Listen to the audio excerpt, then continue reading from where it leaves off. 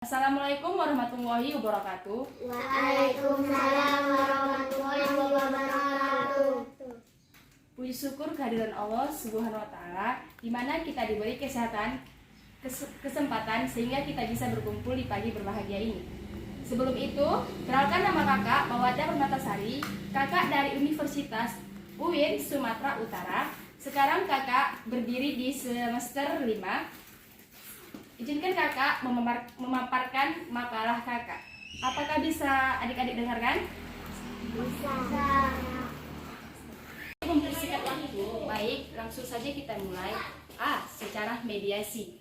Sejarah perkembangan mediasi di Indonesia menyelesaikan konflik sengketa secara damai telah dipraktikkan dalam kehidupan masyarakat Indonesia beradab-adab yang lalu.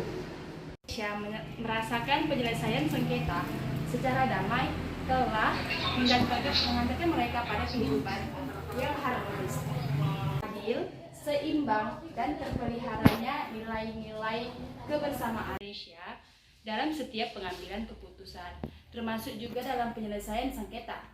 Musyawarah mufakat sebagai nilai filosofi bangsa diterjemahkan dalam dasar negara, yaitu Pancasila. Dalam sila keempat, Pancasila disebutkan kerakyatan yang dipimpin oleh hikmat kebijaksanaan dalam permusyawaratan perwakilan. Nilai tertinggi ini kemudian dijabarkan lebih lanjut dalam Undang-Undang 1945 dan peraturan perundang-undangan di bawahnya.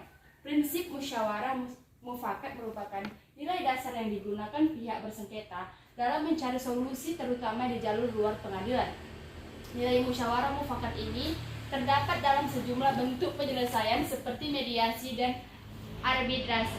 Mediasi dengan landasan musyawarah menuju kesepakatan damai mendapat pengaturan tersendiri dalam sejumlah produk hukum Hindia sampai Belanda maupun dalam sejumlah produk hukum Indonesia merdeka sampai hari ini. Pengaturan alternatif penyelesaian sengketa dalam aturan hukum amat penting, mengingat Indonesia adalah negara hukum. Dalam negara hukum, tindakan lembaga negara dan aparatur negara harus memiliki landasan hukum.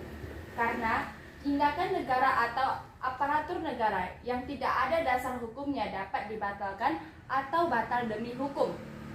Mediasi sebagai institusi menyelesaikan sengketa dapat dilakukan oleh hakim atau aparatur negara di pengadilan atau pihak lain di luar pengadilan, sehingga keberadaannya memerlukan aturan hukum. Baik, sekarang kita membahas sejarah mediasi masa kolonial Belanda. Pada masa kolonial Belanda, pengaturan penyelesaian sengketa melalui upaya damai lebih banyak ditujukan pada proses damai di lingkungan peradilan, sedangkan penyelesaian sengketa di luar pengadilan. Kolonial Belanda cenderung memberikan kesempatan pada hukum adat. Belanda meyakini bahwa hukum adat mampu menyelesaikan sengketa kaum pribumi secara damai tanpa memerlukan intervensi pihak penguasa kolonial Belanda. Hukum adat adalah hukum yang hidup dan keberadaannya menyatu dengan masyarakat pribumi. Ketentuan dalam pasal 130 HIR atau 154 RBG menggambarkan bahwa penyelesaian sengketa melalui jalur damai merupakan bagian dari proses penyelesaian sengketa di pendidikan. Upaya damai menjadi kewajiban hakim dan ia tidak boleh memutuskan perkara sebelum upaya mediasi dilakukan terlebih dahulu.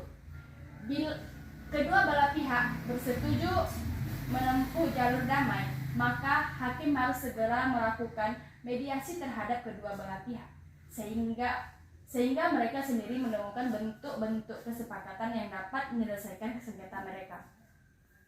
Kesepakatan tersebut harus dituangkan dalam sebuah akta perdamaian sehingga memudahkan para pihak pelaksanaan kesepakatan itu.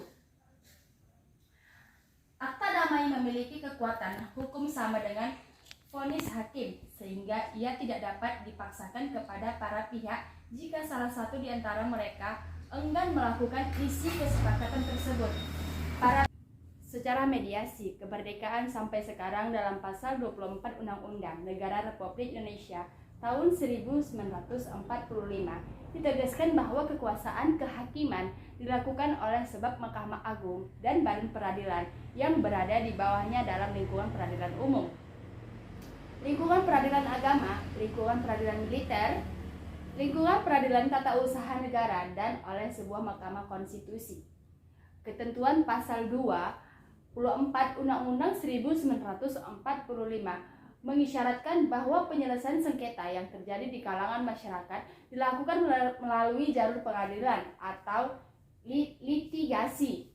Ketentuan hukum yang menegaskan mengenai mediasi terdapat dalam Undang-Undang Nomor 30 Tahun 1999 tentang arbitrase dan alternatif penyelesaian sengketa, Peraturan Pemerintah atau PP Nomor 54 Tahun 2000 tentang lembaga penyedia jasa menyelesaikan lingkungan hidup di luar pengadilan, dan Peraturan Mahkamah Agung Nomor 1 Tahun 2008 tentang prosedur mediasi di pengadilan, Undang-Undang Nomor 30 Tahun 1999 tentang arbitrase dan alternatif penyelesaian sengketa, membawa angin baru bagi para pihak yang ingin menyelesaikan sengketa di luar pengadilan. Penyelesaian sengketa di luar pengadilan prinsip sama-sama menguntungkan, di mana menyelesaikan sengketa tersebut berbeda dengan penyelesaian sengketa di pengadilan di mana prinsip yang dianut adalah menang atau kalah. Undang-undang ini memberikan dorongan kepada para pihak bersengketa agar menunjukkan iktikat baik, karena tanpa iktikat baik, apapun yang diputuskan di luar pengadilan tidak akan dapat dilaksanakan. Undang-Undang Nomor 30 Tahun 1999 mengaturkan dua hal utama, yaitu arbitrase dan alternatif penyelesaian sengketa. Ketentuan dalam pasal 1 menegaskan bahwa sengketa yang dapat diselesaikan melalui jalur arbitrase dan alternatif penyelesaian sengketa adalah sengketa perdata dan bukan sengketa yang termasuk dalam kategori hukum publik.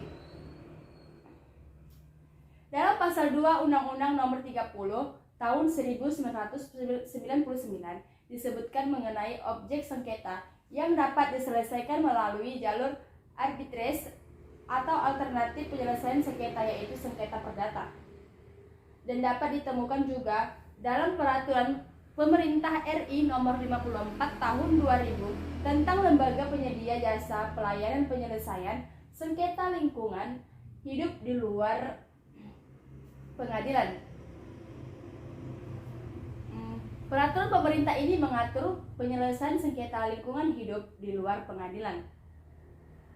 Peraturan pemerintah ini telah meletakkan konsep yang jelas mengenai mediasi, mediator, persyaratan mediator, dan beberapa hal seputar mekanisme mediasi dalam penyelesaian sengketa lingkungan hidup.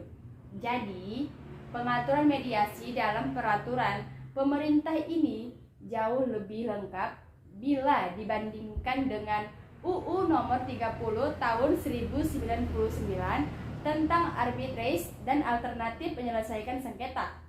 Menurut UU Nomor 30 Tahun 1999 tentang arbitrase dan alternatif penyelesaian sengketa, menurut UU Nomor 30 Tahun 1999 bahwa pengertian mediasi yang berbunyi dalam undang-undang tersebut adalah dalam hal sengketa atau beda pendapat setelah diadakan pertemuan langsung oleh para pihak atau negosiasi dalam 14 hari juga tidak dapat diselesaikan.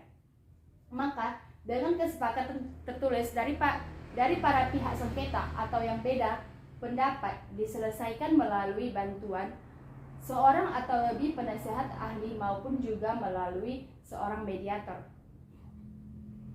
Sekian makalah kakak, kurang lebih mohon dimaafkan. Assalamualaikum warahmatullahi wabarakatuh. Waalaikumsalam warahmatullahi wabarakatuh.